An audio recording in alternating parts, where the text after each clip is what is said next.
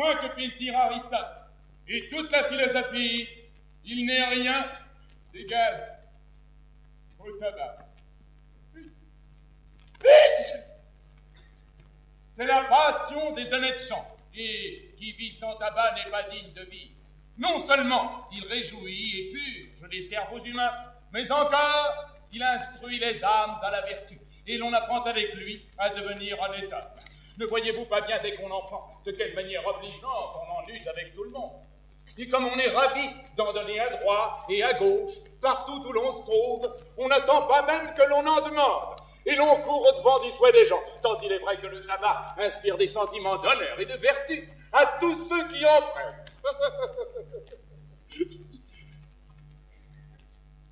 Mais c'est assez de cette matière. Reprenons un peu notre discours. Si bien donc, cher Gusman, que Daniel Vire, ta maîtresse, surprise de notre départ, s'est mise en campagne après nous, et son cœur, que mon maître a su toucher trop fortement, n'a pu vivre, dis-tu, sans le venir chercher ici. Veux-tu qu'entre nous, je te dise ma pensée? J'ai peur qu'elle ne soit mal payée de son amour, que son voyage en cette ville produise peu de fruits, et que vous n'eussiez autant gagné à ne bouger de là. La raison encore. Dis-moi, je te prie, Canaret, qui peut t'inspirer une peur d'un si mauvais augure? Ton maître n'a-t-il ouvert son cœur là-dessus et t'a-t-il dit qu'il eut pour nous quelque froideur, qu'il est obligé à partir? Non pas, mais à vue de pays, je connais à peu près le train des choses, et sans qu'il m'ait encore rien dit, je gagerais presque que l'affaire va là. Je pourrais peut-être me tromper, mais enfin, sur de tels sujets, l'expérience m'a pu donner quelques lumières. Quoi, ce départ si peu prévu serait une infidélité de Don Juan? Il pourrait faire cette injure au chaste feu de Daniel Vire? Non, c'est qu'il est jeune encore et qu'il n'a pas le courage. Un homme de sa qualité ferait une action si lâche. Eh oui, sa qualité. La raison en est belle, et c'est par là qu'il s'empêcherait des choses. Mais les saints nœuds du mariage le tiennent engagé. Eh, mon pauvre Gusman. Mon ami, tu ne sais pas encore, crois-moi, quel homme est Don Juan. Je ne sais pas de vrai quel homme il peut être s'il faut qu'il nous ait fait cette perfidie. Je ne comprends point comme après tant d'amour et d'impatience témoignée, tant d'hommages pressants, de vœux, de soupirs et de larmes, tant de lettres passionnées, de protestations ardentes et de serments réitérés, tant de transports enfin, et tant d'emportements qu'il a fait paraître, jusqu'à forcer dans sa passion l'obstacle sacré d'un couvent pour mettre Daniel Vire en sa puissance. Je ne comprends point, dis-je, comme après tout cela, il aurait le cœur de pouvoir manquer à sa parole. Je n'ai pas grand-peine à le comprendre, moi. Et si tu connaissais le pèlerin, tu trouverais la chose assez facile pour lui. Je ne dis pas qu'il ait changé de sentiment pour Daniel Vire, je n'en ai point de certitude encore. Tu sais que par son ordre, je partis avant lui et depuis son arrivée, il ne m'a point entretenu. Mais, par précaution, je t'apprends, Internos, que tu vois en Don Juan, mon maître, le plus grand scélérat que la terre ait jamais porté. Un enragé, un chien, un diable, un turc, un hérétique, qui ne croit ni ciel, ni saint, ni Dieu, ni loup-garou, qui passe cette vie en véritable bête brute.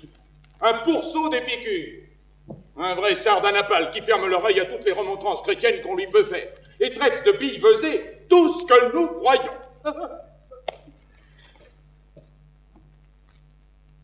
Tu me dis qu'il a épousé ta maîtresse. Je crois qu'il aurait plus fait pour sa passion, et qu'avec elle, il aurait encore épousé toi, son chien et son chat. Un mariage ne lui coûte rien à contracter. Il ne se sert point d'autres pièges pour attraper les belles. Et c'est un épouseur à toutes mains. Dame, demoiselle, bourgeoise, paysanne. Il ne trouve rien de trop chaud ni de trop froid pour lui. Et si je te disais le nom de toutes celles qu'il a épousées en divers lieux, ce serait un chapitre à durer jusqu'au soir. Tu demeures surpris et changes de couleur à ce discours. Ce n'est là qu'une ébauche du personnage.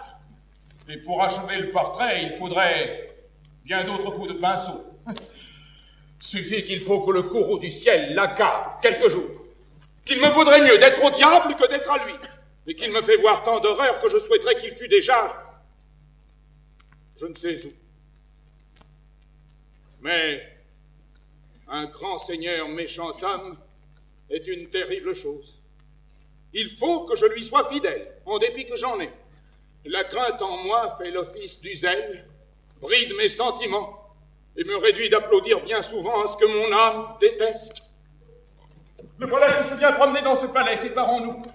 Et écoute-moi, je te fais cette confidence avec franchise, et cela m'est sorti un peu bien vite de la bouche.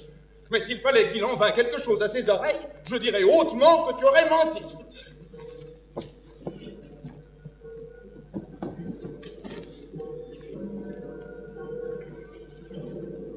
Et l'homme te parlait là.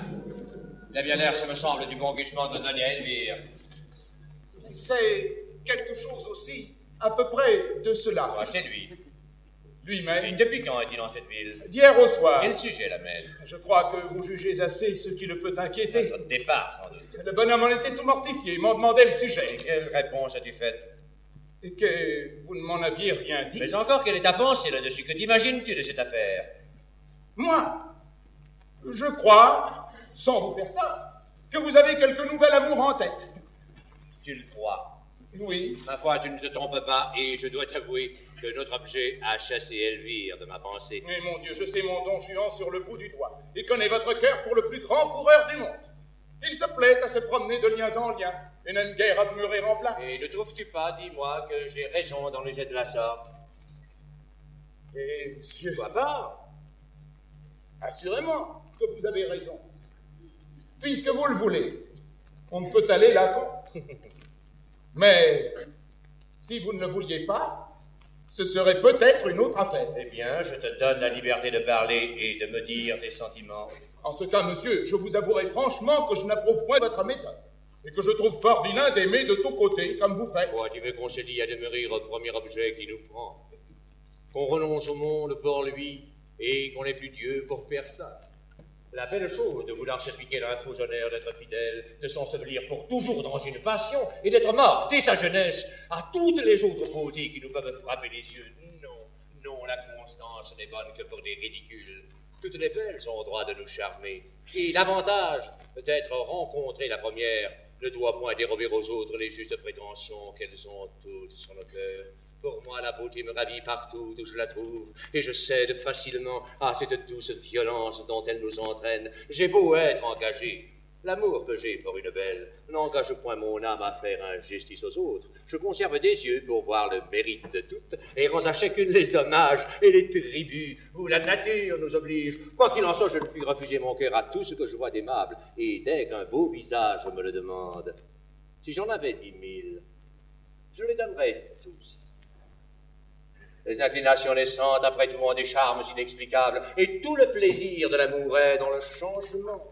On goûte une douceur extrême à réduire par 100 dommages le cœur d'une jeune beauté, à voir de jour en jour les petits progrès qu'on y fait, à combattre par des transports, par des larmes et des soupirs, l'innocente pudeur d'une âme qui apprenne à prendre les armes, à forcer pied à pied toutes les petites résistances qu'elle nous oppose, à vaincre les scrupules dont elle se fait un honneur, et la mener doucement où nous avons envie de la faire venir. Mais quand on en est maître une fois, il n'y a plus rien à dire, ni rien à souhaiter. Tout le beau de la passion est fini, et nous nous endormons dans la tranquillité d'un tel amour si quelque objet nouveau ne vient réveiller nos désirs et présenter à notre cœur les charmes attrayants d'une conquête à faire. Enfin, il n'est rien de si doux que de triompher de la résistance d'une belle personne. Et j'ai, sur ce sujet, l'ambition des conquérants qui volent perpétuellement de victoire en victoire et ne peuvent se résoudre à borner leurs souhaits. Il n'est rien qui... Nous espérons que vous avez apprécié cet aperçu. Pour continuer à écouter ce livre audio sur Google Play Livres, utilisez le lien dans la description de la vidéo.